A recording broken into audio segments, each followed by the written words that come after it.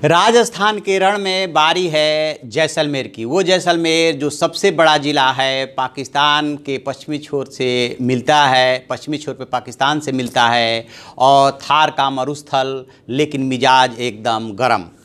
रेत का कुछ मिजाज इस तरह होता है कि गर्मी में खूब गर्मी पड़ती है और सर्दी में खूब सर्दी भी पड़ती है। लेकिन वहाँ का यानी कि बदलाव दिन में और रात में के टेम्परेचर में काफ़ी अंतर हो जाता है, बदलाव होता रहता है। ठीक उसी तरह से वहाँ के लोगों का जो मिजाज है वो भी कुछ इसी तरह का है कि उन्होंने बहुत दिनों तक किसी को बर्दाश्त नहीं किया, जो वहाँ का चुनावी इतिहास बताता है।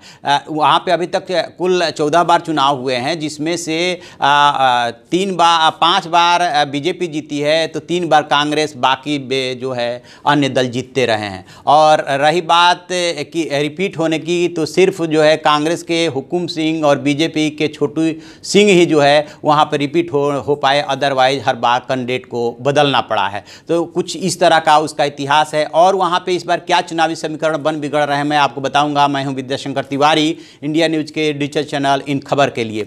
दरअसल जैसलमेर सबसे बड़ा विधानसभा क्षेत्र है। इस जिले में 2 ही विधानसभा क्षेत्र है, जैसलमेर और पोखरण। तो वहाँ से इस बार जो मैदान में उतारा गया है वो उतारा गया है 2003 में बीजेपी से जो सांग सिंह भाटी जीते थे उनको उतारा गया है। और छोटू सिंह जो जीत रहे थे 2 बार से, उनका टिकट काट दिया गया है। शायद बीजेपी को इस बात का डर लग रहा था कि जो वहाँ का मिजाज है इस बार वो नहीं जीत पाएंगे, इसलिए 15 साल पुराने कैंडिडेट को उतारा है। जबकि कांग्रेस ने अपने हारे हुए कैंडिडेट रूपा राम पे दाव लगाया है और बीएसपी ने अर्जुन राम को उतारा है। यदि वहाँ का जातिगत विश्लेषण करेंगे तो कोई बहुत बड़ी विधानसभा सीट नहीं है। ये 2.25 लाख के आसपास कुल मतदाता है, जिसमें कि 50,000 और 40,000 के बीच में राजपूत और मुस्लिम मतदाता हैं और SC ST मिलाकर के 25,000 हैं।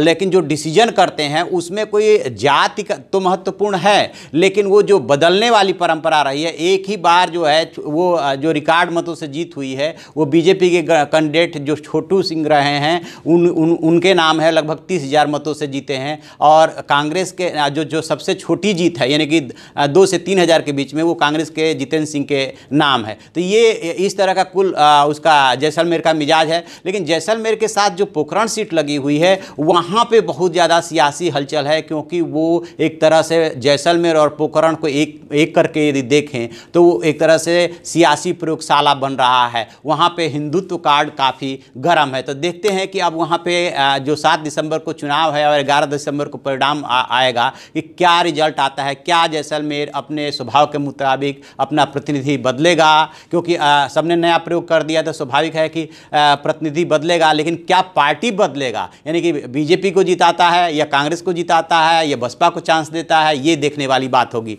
तो आप ऐसी खबरों के लिए देखते रहिए हमारा डिजिटल चैनल इन खबर और उसे सब्सक्राइब कीजिए।